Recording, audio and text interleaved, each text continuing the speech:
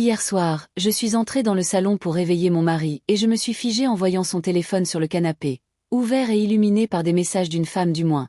C'est ce que je croyais avant de réaliser qu'il s'agissait d'une application de chatbot sexuel. Au début, j'ai haussé les épaules. La pornographie ne m'avait jamais dérangée, mais il appelait l'IA « chérie », le même surnom affectueux qu'il utilise pour moi, et j'ai eu un mauvais pressentiment. J'ai fait défiler les messages, enregistrant tout, et j'ai découvert non pas une, mais 8 petites amies virtuelles, chacune avec des conversations intimes, des rendez-vous virtuels, des jeux de rôle et des déclarations d'amour. Mon mari était distant depuis des mois, minimisant mes inquiétudes concernant notre vie sexuelle, prétextant une baisse de libido tout en recherchant secrètement une connexion émotionnelle et romantique avec des compagnons numériques. J'ai compris pourquoi il ne m'avait pas emmené en rendez-vous depuis 8 mois, pourquoi les fleurs à la Saint-Valentin étaient son seul geste d'affection, pourquoi notre intimité s'était amenuisée malgré mes efforts. Je l'ai confronté, il s'est excusé, mais a menti, affirmant ne pas avoir de telles interactions, alors que les preuves disaient le contraire. Il a supprimé les conversations, sachant que c'était mal, mais j'avais déjà ressenti la trahison.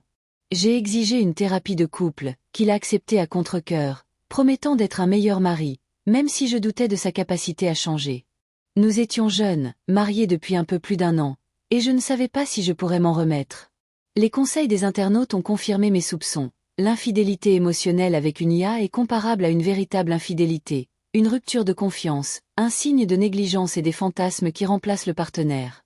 Certains insistaient sur le fait qu'il s'agissait d'un changement soudain ou d'une habitude.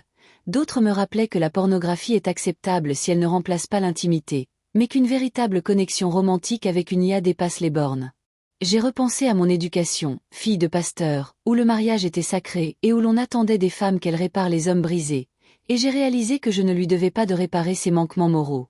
Après une semaine de solitude, j'ai ressenti une liberté sans précédent, listant toutes les raisons pour lesquelles je voulais divorcer, déposant la demande et sentant enfin un poids s'envoler de mes épaules.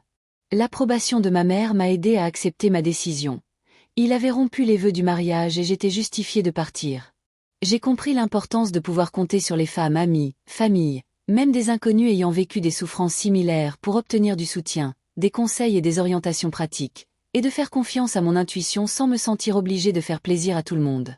Je me suis rappelé de protéger mon cœur, mon avenir et ma dignité, et de ne tolérer ni la négligence ni la trahison.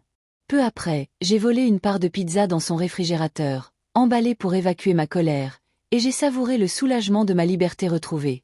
Dans le témoignage suivant, une femme prisonnière d'un mariage violent a révélé que les violences de son mari s'étaient intensifiées, passant des coups à l'étranglement, l'isolant financièrement et socialement et la privant de la liberté de travailler ou de conduire.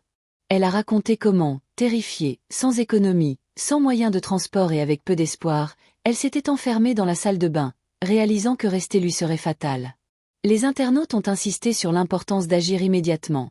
Appeler sa famille, les centres d'hébergement d'urgence et ne jamais retourner auprès de lui, soulignant que les violences physiques constituent une limite à ne jamais franchir.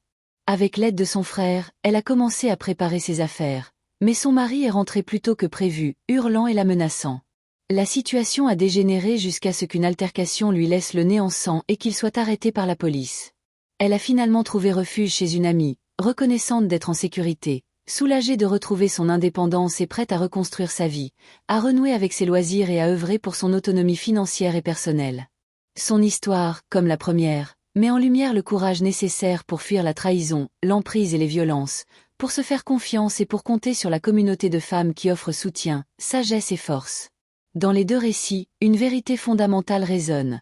Personne ne devrait rester là où il n'est pas valorisé, où la confiance est brisée ou où la peur remplace l'amour. Parfois, l'acte le plus courageux est de partir, de retrouver sécurité, dignité et l'espoir d'une vie qui nous appartienne vraiment.